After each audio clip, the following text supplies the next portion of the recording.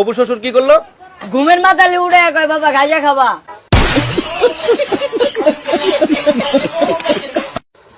তুমি কি করো? ভিক্ষা করি। ভিক্ষা করো। এই ভিক্ষা করার টাকা তোমার বাবা কি করে? এদিক গাঁজা খায়।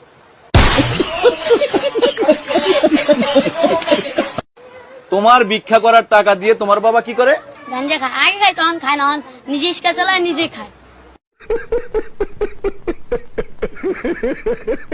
মানে নিজে আবার নিজের টাকা দিয়ে গাঞ্জা খায়। হ্যাঁ। মানে গাঞ্জা খাওয়া বন্ধ নাই, না গাঞ্জা খাওয়া বন্ধ নাই।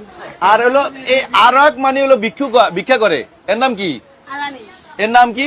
আলামিন। আলামিন। আলামিন কি কয় তোমারে? আমার কামে যাবি, আমি কিছু কই, আমি প্রেম করবি, আমি কিছু না নেম। এই ভিক্ষা করে, এই আলামিন ভিক্ষা করে তোমারে কয় টাকা করে দিত? 70-80 টাকা ইয়াদ দেয় না। এই টাকা দিয়ে তুমি কি খাইতা? আমি খাইলে খাইতাম, না খাইলে মারা দিতাম।